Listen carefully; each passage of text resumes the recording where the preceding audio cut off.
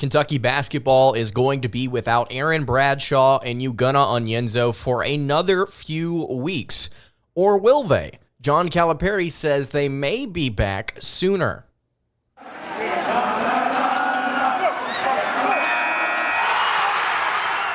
You are Locked On Kentucky, your daily podcast on the Kentucky Wildcats. Part of the Locked On Podcast Network, your team every day.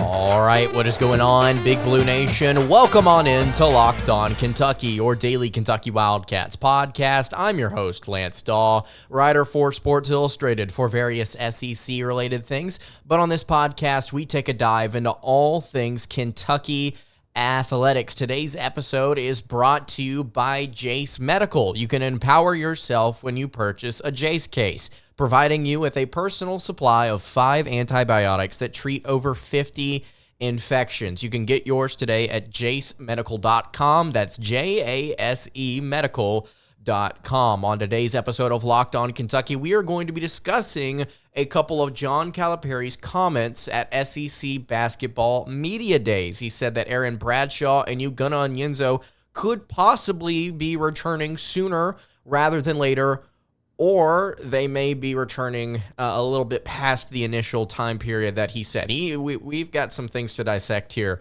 with a couple of his quotes. We're also going to get to more bold predictions from you guys. I'm giving a scale of 1 to 10 on how bold your takes are for the upcoming season for Kentucky basketball. If you've got any bold takes or hot takes you would like to drop in the YouTube comments below, please go ahead and do so if you're listening on podcast. At Locked On UK is where you can hit me on Twitter to drop some of those hot takes. Thank you so much for making Locked On Kentucky your first listen every single day. Want to remind everyone out there, we're free and available on all platforms. Subscribe wherever you are listening. Let's go ahead and get into it. Could Aaron Bradshaw and Ugonna Onyenso be returning sooner than John Calipari previously stated? If you did not catch Big Blue Madness, or you've not been listening to this show, or you've not seen it other places, John Calipari, during Big Blue Madness just a little while ago, said that he believes that Aaron Bradshaw, Ugonna Onyenso, the two big men for Kentucky basketball this season outside of Zvonimir, who is now officially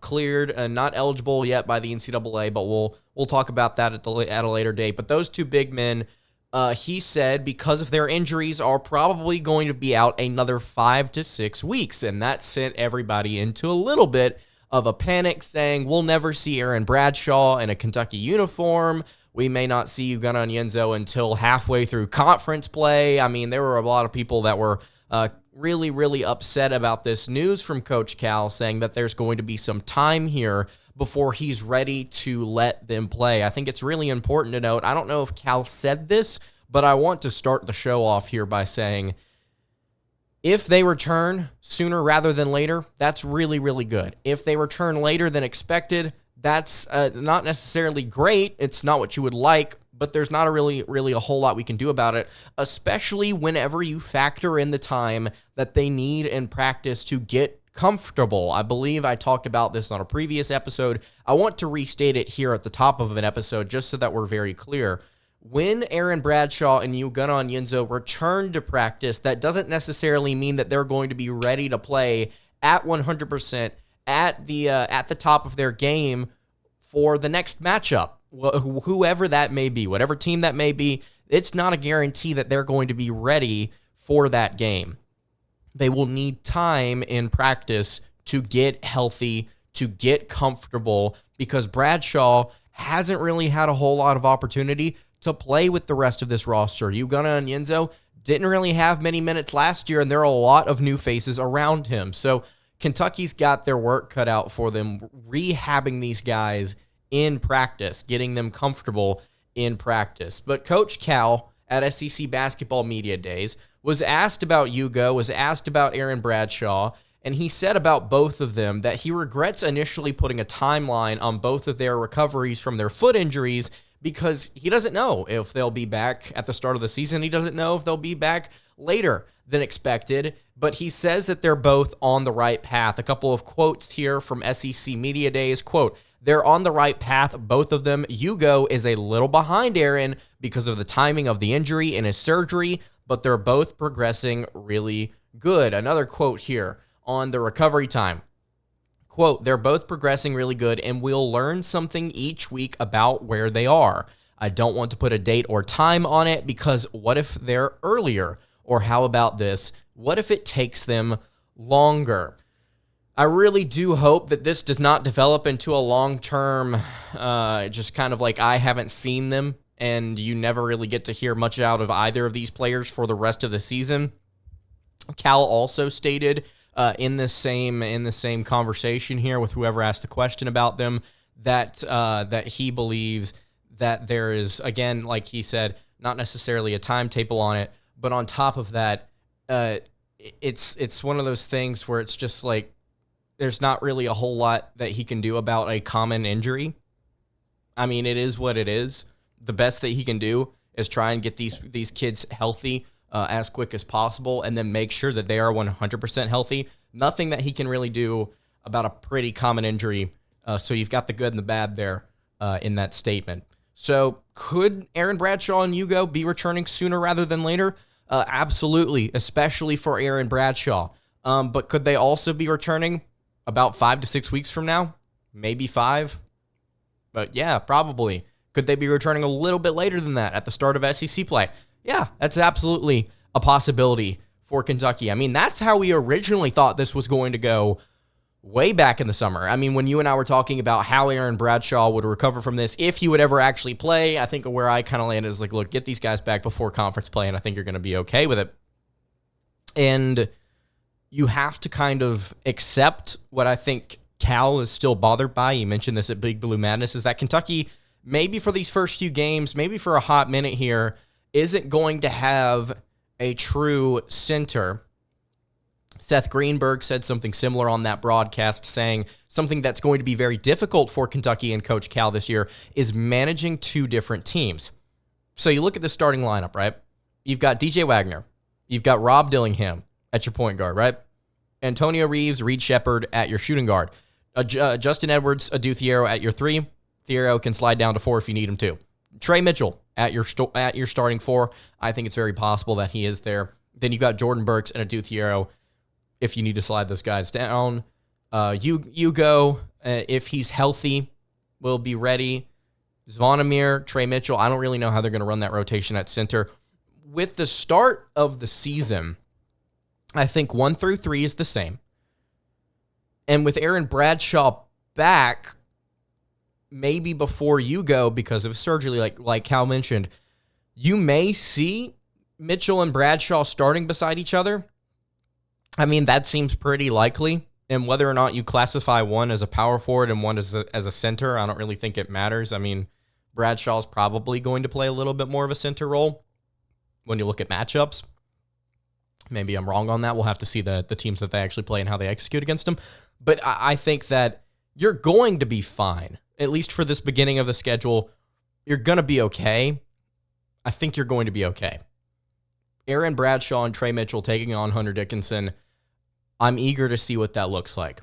I'm not saying that Hunter Dickinson's bad. I'm not saying that Kentucky's going to wallop on him. I'm just saying I think Kentucky has a good roster, and I think them not necessarily having an extremely strong center presence for a few weeks is not the biggest deal in the world. Also, as he continues to get comfortable in practice, Big Z, Zvonimir, is going to be somebody that you may see in this rotation. I'm very, very, very curious to see what this rotation does look like during their first exhibition game on the 27th. I'm very eager to see what that looks like. So if you've got any thoughts on Aaron Bradshaw and Ugonna and Onyenso returning, maybe sooner, maybe later, don't really have a timeline on it. I'd like to be more optimistic about Aaron Bradshaw than Ugonna. You can leave that in the YouTube comments below, or you can hit me on the socials at LockedOnUK. All right, before I get to your bold predictions for this upcoming Kentucky basketball season, I want to tell you guys about our friends over at Jace Medical. There is a lot of uncertainty in the world today, and it's really important to be prepared, and thanks to Jace Medical, you can do just that with their Jace case. It is a personalized emergency medication kit that contains 5 essential antibiotics that treat the most common and deadly bacterial infections. You can also customize this case and add additional life-saving medications based on your unique needs. All it takes to get a Jace case is fill out a simple online form, and in some cases, jump on a quick call with one of their board-certified physicians. You can get ongoing care from our physicians on any treatment-related questions. It is doctor-created and doctor-recommended. You do not want to be caught unprepared. Choose the medications that best fit you and your family's unique needs by going to jacemedical.com and entering code LOCKEDON at checkout for a $20 discount on your order. Again, that is promo code LOCKEDON at jasemedical.com. Jace Medical, making sure you don't get caught unprepared. Today's episode is also brought to you by FanDuel. Snap into the action this season with FanDuel, America's #1 sportsbook. Right now, new customers get $200 in bonus bets guaranteed when you place a $5 bet. That's $200 in bonus bets, win or lose. And if you've been thinking about joining FanDuel, there is no better time to get in on the action. We are wading deeper and deeper into the NFL season, and they've got so many different betting options for the NFL, among other sports, including spreads, player props, over-unders, and so much more. The app is incredibly easy to use. You can also visit FanDuel.com/lockedon and kick off your NFL season. That is FanDuel, the official partner of the NFL.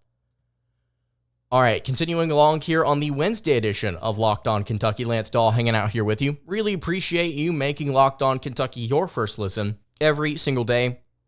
I've continued to shout them out because they absolutely deserve it. Andy Patton, Ivisic Shade of the Locked On College Basketball Podcast. They do great work over there. They're bringing you all this new content here as the season is about to begin, previewing all these different conferences, giving breakdowns, takes, opinions on what's about to happen this season. There is a slate of really, really good games to start off the year here in just a couple of weeks. You need to go check out the Locked On College Basketball Podcast. Again, Andy Patton, Ivisic Shade. Great, great, great stuff there from them. I hop on occasion to talk about the Wildcats, and they're talking about the Wildcats on their own quite a good bit. You can find them wherever you get your podcast or on YouTube if you're watching here. Would appreciate it if you went and threw them a subscription here after we go through our bold predictions. So we've got we've got 5 bold predictions to get to here for today, and I want to remind you guys, if you have any bold predictions for Kentucky basketball's upcoming season, please make sure to leave them in the YouTube comments below. At Locked On UK is also another place on Twitter that you can submit your bold predictions. I also asked Rupp Rafters this question recently, so maybe we'll get some response for them. Hadn't been on that message board in a while. Quite frankly, it was just a little too much for me. So, bold predictions here. Chapter 2, as Josh Pate would say.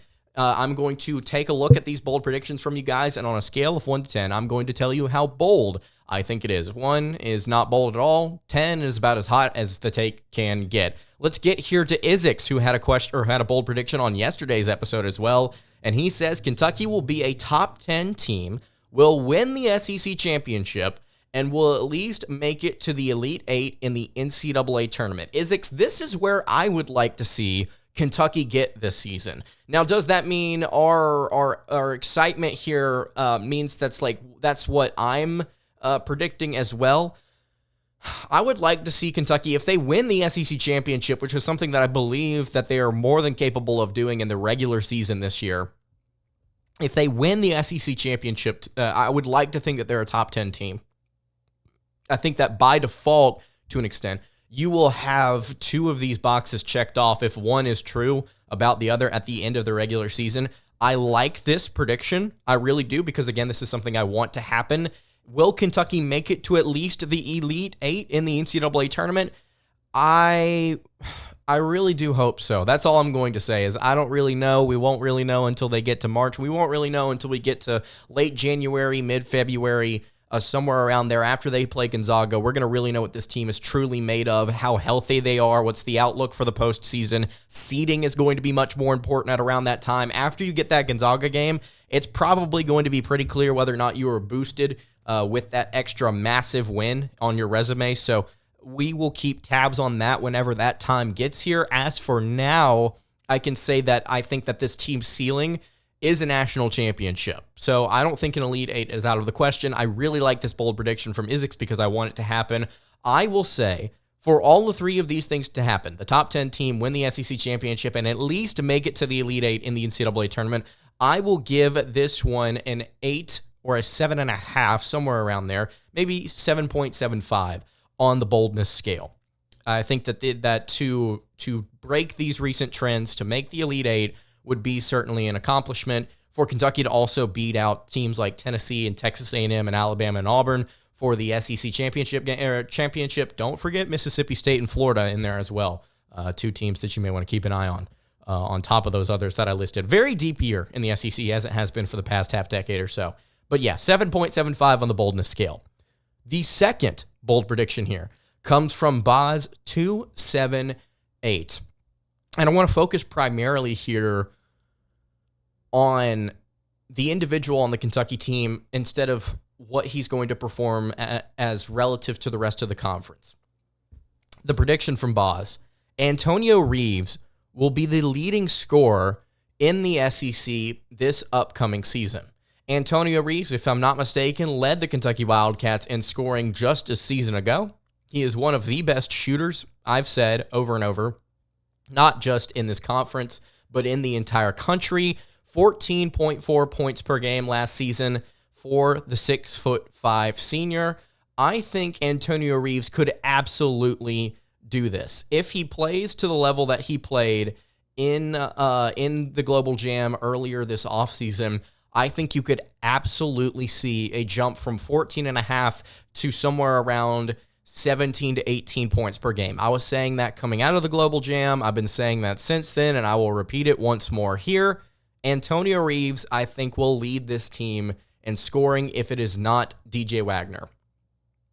I think that those are the two candidates you have that are the most likely to lead your team in points per game this year. Aside from the players in the SEC that you really like this upcoming year, Wade Taylor, I think, is probably the first one that comes to mind here for me when talking about other players that can make a splash here with the preseason All SEC teams being announced recently. I think that Wade Taylor is the one that I'm really, really looking at here. And if you're talking about front court players, Tolu Smith, Janai Broom are the two that always come up for me. I think that those two are probably going to be the ones that are contending for this as well. There's probably a couple of different players that we just don't know about yet that are across the SEC. Maybe somebody from Missouri, maybe somebody from that very interesting Florida roster that we've been talking about, Riley Krugel, if that's how you pronounce his last name. Maybe he's somebody that steps up for them. But I think that with this roster, because this is what I want to focus on here, with this roster, you have to ask the question, okay, if Antonio Reeves is going to be the leading scorer on the team this year, what does that mean for the rest of the team and for the outlook of the season? Because I think if Antonio Reeves is your leading scorer, then that's really, really good, right? You've gotten great backcourt production, I think, from your shooting guard spot, which is lacked at different times over the past few years for UK. I think you've got a very confident leader that is expected to lead statistically to an extent and is expected to lead on the court. So I think things would be going as anticipated. But do you see that production taken away from other players? Meaning, does Reeves just get the ball more? Does he shoot the ball more than a lot of other players? Which I think he's going to an extent. But does he take it away from Wagner? Does he take moments away from Dillingham, Justin Edwards? There's going to be times where Trey Mitchell wants to get his buckets. Zvonimir has come out and said he's a three-point shooter. There are guys on this roster that want to take shots. There are a lot of guys on this roster that really want to take shots. So I think that you have to ask, does the production, is it removed elsewhere? Or is Reeves just going to be that insanely efficient like he was during the Global Jam, or somewhat like he was during the Global Jam? You can't expect him to replicate those numbers again. If he's going to be something like that, do we see these other players just continue to be what we expect them to be? Do they blossom like we think they will? And what we've seen on paper is, there's a lot of talent surrounding Antonio Reeves, and other players are going to pop. Hopefully they do, and hopefully it's not just a one-man band here in this backcourt. It's what it's felt like a couple of different times over the last few years. I really do hope it's a 1-2 punch with DJ Wagner and Reeves. I hope Reeves leads in scoring, and then you've got a second player who also can get some serious buckets at times as well. So I think that this is very possible that Antonio Reeves will be the leading scorer in the SEC. I will give this one a 6.5 on the boldness scale because I like the take. I think it's very interesting. I think that there's an opportunity for this to happen. If it does, though, let's really focus on how it happens and what the success of the season looks like outside of that. And I don't necessarily it means if Reeves is bad, then Kentucky's going to suck. I'm saying if Reeves is good, then Kentucky's going to suck because the other players aren't getting touches. I'm just saying, how does the rest of the team come alongside him if he's playing really well? I think that'll be an interesting thing to monitor. All right, we've got 3 more bold predictions here to get to. Before I get to them, though, guys, I want to tell you guys about our friends over at eBay Motors. Passion, drive, and patience. What brings home the winning trophy is also what keeps your ride or die alive. eBay Motors has everything you need to maintain your vehicle and level it up to peak performance. From superchargers, roof racks, exhaust kits, LED headlights, and more, whether you're into speed, power, or style, eBay Motors has got you covered. With over 122 million parts for your number one ride or die, you'll always find exactly what you're looking for. And with eBay Guaranteed Fit, your part is guaranteed to fit your ride every time or your money back. Because with eBay Motors, you're burning rubber, not cash. With all the parts you need at the prices you want, it's easy to turn your car into the MVP and bring home that win. You can keep your ride or die alive at ebaymotors.com. Eligible items only. Exclusions apply. eBay Guaranteed Fit. Available only to U.S. customers. All right, wrapping up the Wednesday edition of Locked On Kentucky. Really appreciate you guys making Locked On Kentucky your first listen every single day. 3 more bold predictions for you guys before we wrap things up here. Jason Eastham, 2546, has a couple of predictions here. We're going to get to the first one. Kentucky is going to be a top 3 team by January. Top 3 team in the country. Will the Kentucky Wildcats be by January? So when does their January slate start? Well, it starts on January 6th at home, or on the road, against Florida. So pretty much what Jason is saying here is that Kentucky basketball is going to play so well during their non-conference slate, excluding Gonzaga. They will play so well here, they're going to be a top 3 team. Now, obviously, a couple of things have to happen. You have to win out. You have to go undefeated. I find it very difficult to believe that Kentucky is 3rd or higher if they don't beat the conglomerate of Kansas. I think Marshall is a good team you have to look at.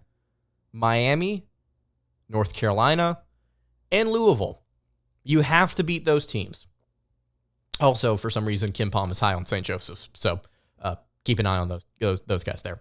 But yeah, that conglomerate of teams, you have to beat them. You cannot lose to Kansas. You cannot slip up against Miami. You can't lose to Louisville. You certainly can't lose to Louisville, which, by the way, Kentucky only has a chance, or is predicted only when they get by 6 on the road. Woo, I'm looking forward to that game. I'm not feeling great about it right now, and it has nothing to do with Kentucky's talent. You cannot lose to these good teams, and not only can you not afford to have a loss if you're going to be a top 3 team. I think you got to blow some people out.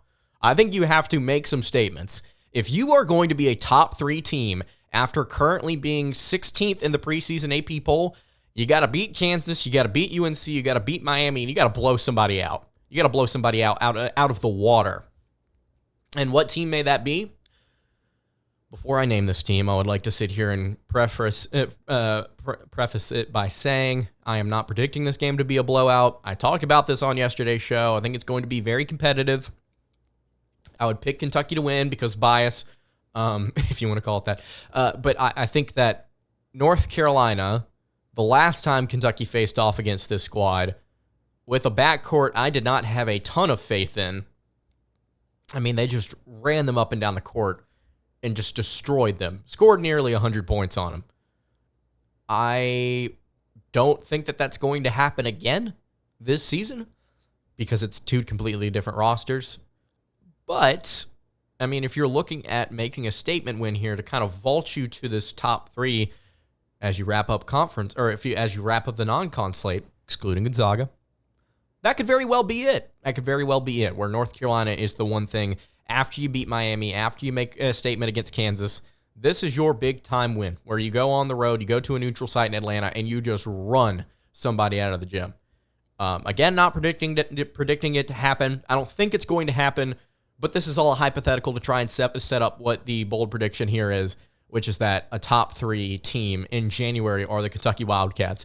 I will give this one, and this is, again, predicting Kentucky to go undefeated before they open up SEC play.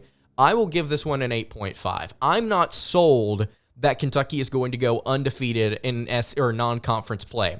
I think that there's a very good chance Kentucky only loses one game, and then they're able to just kind of out-talent other different teams. Maybe they get a little lucky against a team like North Carolina. Maybe they eke out a win against Louisville on the road. Maybe they close things out against Miami at home, and they're not as good as we thought they would be, although I think Miami's better than their KenPom ranking. I think they could definitely lose to Kansas and do a bunch of different other really good stuff during this slate. But I'm not sold on Kentucky going undefeated to start the year before they go on the road to play Florida. I just want to see this team. I want to see this team play before we can kind of like say that confidently. And then if they beat Kansas, if they're 3-0 and then they beat Kansas, we can have this conversation again, and then maybe Jason ends up being right. I would like to think that he ends up being right. Michael Miles, 9762. He's got 2 predictions in this one statement here. Kentucky will be a dominant defensive team, running the court to score.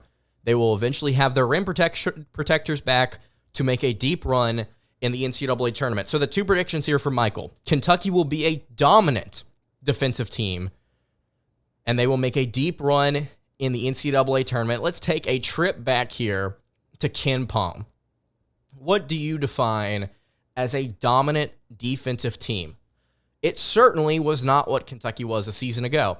Their effective field goal percentage on defense, 48.6%, is the worst of the John Calipari era. I believe it is also the lowest ranking they've had in KenPom in terms of effective field goal percentage on defense. Early on in his tenure, John Calipari had some really, really good defenses. 3rd in the country in effective field goal percentage. 9th, 1st, 14th, 40th, 1st, 7th. And then things have kind of tapered off here from 2017 on. You've had 44th, 17th, 22nd, 19th, 33rd, 43rd, and then 90th. So still good defenses. I mean, we're talking about 360-plus teams in Division I college basketball. I mean, they've been good defenses, but they've not been extremely dominant, or at least the majority of them have not been dominant. I think that it's possible that Kentucky is able to climb back to that standard and is able to get a top 25 effective field goal percentage team on defense, or a top 25 adjusted defensive efficiency mark on KenPom. I think that's very possible. You're going to have your rim protectors step up. That's something that Michael pointed out here. That's something that was a big topic of conversation against teams even late in the season a year ago. Kentucky couldn't protect the rim at times, and it was just simply being out-schemed. Sometimes it was just height and physicality, and they got beaten a lot of different ways at the rim. That's going to have to stop if Kentucky's going to be a dominant team this season on the defensive end of the floor. And then also making a deep run in the NCAA tournament. Deep run, I think, classifies as Elite 8 or further. So Michael is saying dominant defense, Elite 8 or further. You're going to have a dominant defense to make that Elite 8, I think, to begin with. I'm going to give this one an 8.5. I don't know if Kentucky's going to be a dominant defensive team this year. Said that on yesterday's show. Maybe I'm setting myself up to just be incredibly wrong about this team. I don't know.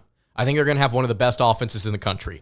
I think they're going to score a lot. I think they're going to have some really good shooters and some really good individual players on this team, and they have great chemistry on offense. It looks like early. Are they going to be the best defensive team in the nation? Are they going to be one of the best? I'd like for them to prove me wrong. The final prediction here, and this one comes, again, from Jason Eastham. Reed Sheppard is our best blocker right now. I don't know if this was a bold prediction more than just a comment, that Reed Sheppard is our best blocker right now, or he will be the best blocker. I wanted to kind of round this show out by asking you guys, what do you think about Reed Sheppard defensively? I don't necessarily have a bold prediction rating on this because it was less of a bold prediction, more of a statement. I think that Reed Sheppard's a good defensive player. I think he's a good defensive player for the team. I think he could end up being pretty valuable. Is he going to be one of the best shot blockers on the team? Is he the best? Doubtful with guys like Ugonna, Onyenso, and Aaron Bradshaw on your roster, but I think he could be good. So I want to ask you guys, is Jason right? Is Reed Sheppard one of the best blockers right now? Is he the best blocker right now? You can let me know in the comments below. All right, that's going to do it for today's episode of Locked On Kentucky. You can follow the show on Twitter at LockedOnUK. You can follow me on Twitter at LanceDawe_, and you can follow the show over on Instagram. That is at Kentucky Podcast. Any questions, comments, concerns, you can leave those in the YouTube comments below. Hit me on the socials. I will see you all tomorrow for another episode of Locked On Kentucky. Hope you guys have a great rest of your day, and God bless.